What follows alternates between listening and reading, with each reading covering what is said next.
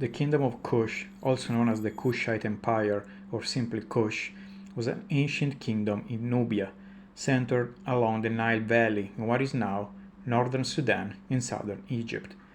The native names of the kingdom was recorded in Egyptian as Cush. The name Cush has been connected with Cush in the Hebrew Bible. According to the Bible, Nimrod, a son of Cush, was the founder and king of Babylon. In Greek sources, Cush was known as Kos or Ethiopia. The region of Nubia was an early cradle of civilization, producing several complex societies that engaged in trade and industry. The city-state of Kerma emerged as the dominant political force between 2450 and 1450 BC, controlling an area in the Nile Valley as large as Egypt. The Egyptians were the first to identify Kerma as Kush, probably from the indigenous word Kazu. Over the next several centuries, the two civilizations engaged in intermittent warfare, trade, and cultural exchange. In the Kingdom of Kerma's latest phase, lasting from about 1700 to 1500 BCE, it absorbs the Sudanese Kingdom of Sai and became a sizable populous empire rivaling Egypt. Current Sai Island is located in northern Sudan. Under Thutmose I, Egypt made several campaigns south, occupied Kush, and destroyed its capital, Kerma. Egyptians also undertook campaigns to defeat Kush and conquer Nubia under the rule of Amenhotep I. The Kushites are described as archers. Now, after His Majesty had slain the Bedouin of Asia, he sailed upstream to Upper Nubia to destroy the Nubian bowmen. Archers were the most important force in the Kushite military. Their arrows were often poison-tipped. Elephants were occasionally used in warfare, as seen in the war against Rome around 20 BCE. Around 1500 BCE, Nubia was absorbed into the new kingdom of Egypt, but rebellions continued for centuries. After the conquest, Kerma culture was increasingly Egyptianized. Nubia nevertheless became a key province of the new kingdom, economically, politically, and esoterically. Major pharaonic ceremonies were held at Jebel Barkal, near Napata. According to Josephus Flavius, the biblical Moses led the Egyptian army in a siege of the Kushite city of Meroe. To end the siege, Princess Tharbis was given to Moses as a diplomatic bride, and thus the Egyptian army retreated back to Egypt. With the disintegration of the new kingdom around 1070 BC, Kush became an independent kingdom centered on Napata in modern northern Sudan. This more Egyptianized kingdom of Kush emerged and regained the region's independence from Egypt. The extent of cultural and political continuity between the Kerma culture and the chronologically succeeding kingdom of Kush is difficult to determine. The first Kushite king known by name was Alara, who ruled somewhere between 800 and 760 BCE. Alara was a king of Kush, who is generally regarded as the founder of the Napatan royal dynasty and was the first recorded prince of Kush. He never controlled any region of Egypt during his reign, compared to his two immediate successors. Nubian literature credits him with a substantial reign, since future Nubian kings hoped that they might enjoy a reign as long as Alara's. His memory was also central to the origin myth of the Kushite kingdom, which was embellished with new elements over time. Alara was a deeply revered figure in Nubian culture and the first Kushite king whose name came down to scholars. Later royal inscriptions remember Alara as the founder of the dynasty, some calling him chieftain, others king. Alara was probably buried at El Curro, although there exists no inscription to identify his tomb. It has been proposed that it was Alara who turned Kush from a chiefdom to an Egyptianized kingdom centered around the cult of Amun. Alara's successor Kashta extended Kushite control north to Elephantine, near modern-day Aswan, and Thebes in Upper Egypt. Kashta's successor Piye seized control of Lower Egypt around 727 BCE. He ruled from the city of Napata, located deep in Nubia, modern-day Sudan. Amun of Napata granted me to be ruler of every foreign country, and Amun of Thebes granted me to be the ruler of the Black Land, Kemet. Foreign country, in this regard, seems to include Lower Egypt, while Kemet seems to refer to a united Upper Egypt and Nubia. Kemet is probably the root of the word Kemet, where alchemia, alchemy, derives from. The monarchs of Kush ruled Egypt for over a century until they were expelled by the Assyrian kings Esarhaddon and Ashurbanipal in the mid-7th century BCE. King Esarhaddon, when conquering Egypt and destroying the Kushite Empire, stated how he deported all Ethiopians from Egypt, leaving not one to pay homage to me. He was talking about the Nubian 25th dynasty rather than people from modern-day Ethiopia. The 25th dynasty was a line of pharaohs who originated in the Kingdom of Kush. Most of this dynasty's kings saw Napata as their spiritual homeland. They reigned in part or all of ancient Egypt for nearly a century, from 744 to 656 BCE. The 25th dynasty was highly Egyptianized, using the Egyptian language and writing system as their medium of record and exhibiting an unusual devotion to Egypt's religious, artistic, and literary traditions. Earlier scholars have ascribed the origins of the dynasty to immigrants from Egypt, particularly the Egyptian Amun priests. Tantamani was the last pharaoh of the 25th dynasty. His royal name was Baka-Re, which means glorious is the soul of Re. Soon after the Assyrians had appointed a king and left, Tantamani invaded Egypt in hopes of restoring his family to the throne. Tantamani marched down the Nile from Nubia and reoccupied all of Egypt, including Memphis. The Assyrians' representatives were killed in Tantamani's campaign. This led to a renewed conflict with Ashurbanipal in 663 BCE. The Assyrians returned to Egypt in force and defeated Tantamani. This event effectively ended Nubian control over Egypt, although Tantamani's authority was still recognized in Upper Egypt until 656 BCE, when Egypt was unified.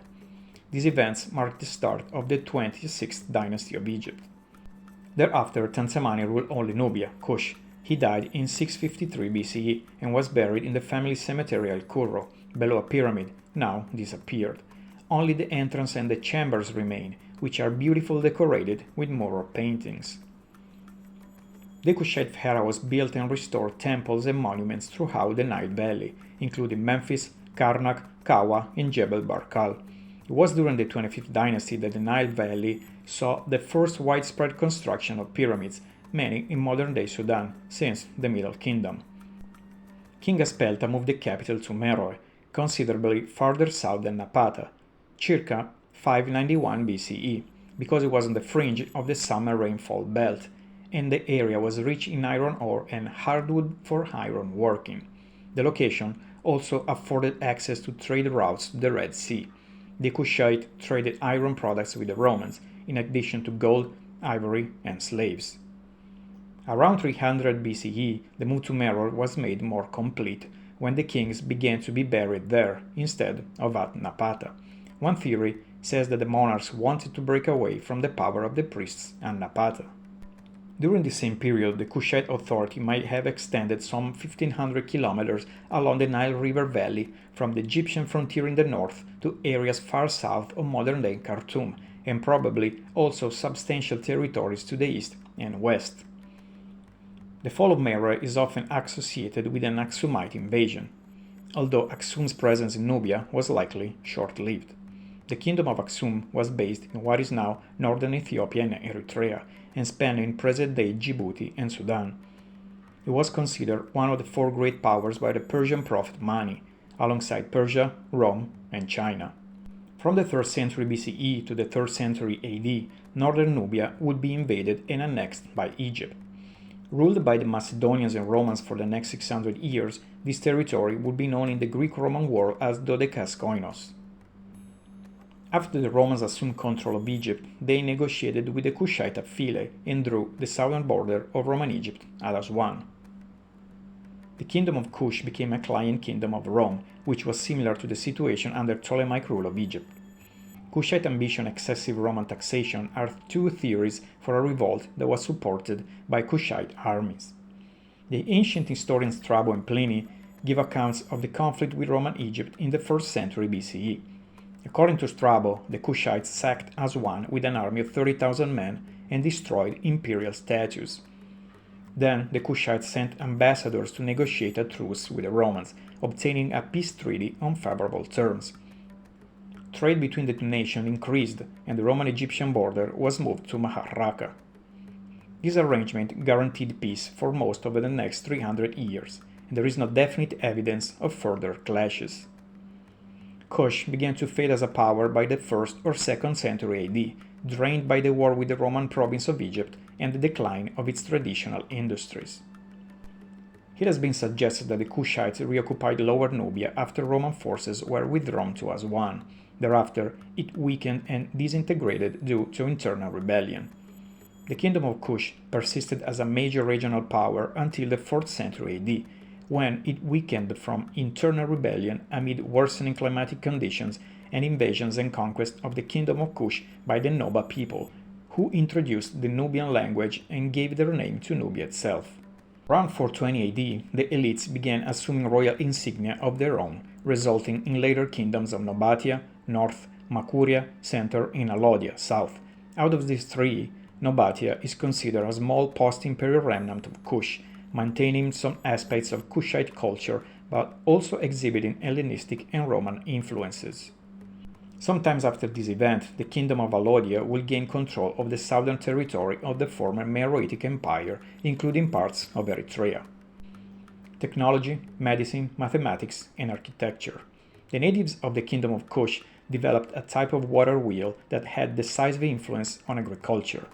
They also developed a form of reservoir known as hafir.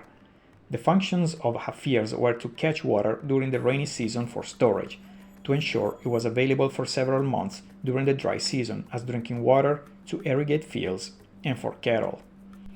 Nubian mummies reveal that Kush was a pioneer of early antibiotics. Tetracycline was already being used by Nubians, while modern commercial use started in the mid-20th century.